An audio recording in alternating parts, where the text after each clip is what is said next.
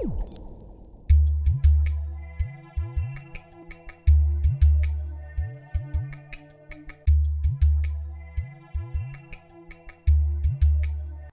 is always a little bit challenging try to get all institutions involved in individual countries' matters. So it's always a little bit of a negotiation and compromise.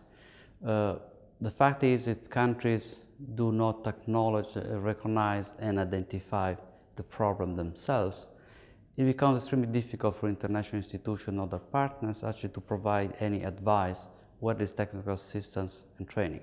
So it's really essential that countries really start owning and acknowledging their own problems. That's definitely the first step in the right direction to start addressing these problems.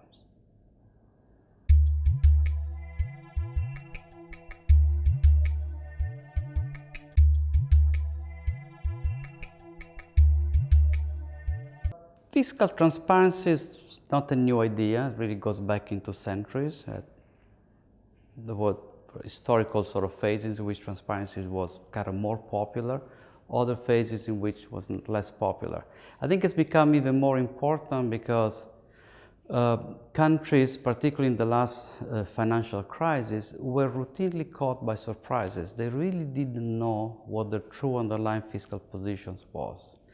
And that's become also important for various reasons. I think citizens really are entitled to know exactly where the amount of benefits and costs are distributed within a society, and that allows also for more active participation in economic life and also in policy decision making, because at the end of the day it's about all individual lives. So that's why transparency is really increasingly becoming important in today's society.